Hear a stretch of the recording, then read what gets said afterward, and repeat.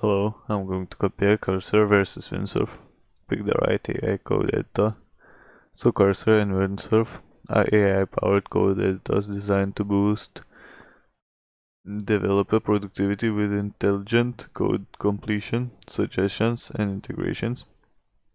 Pros: Cursor, advanced AI-driven features like code refactoring and error detection, making it ideal for professional developers. Windsurf, focused on simplicity and fast setup with easy-to-use collaboration tools for teams. Cons: Cursor can be overwhelming for beginners due to its rich feature set and steep learning curve. Windsurf, limited customization and fewer advanced AI capabilities compared to other competitors.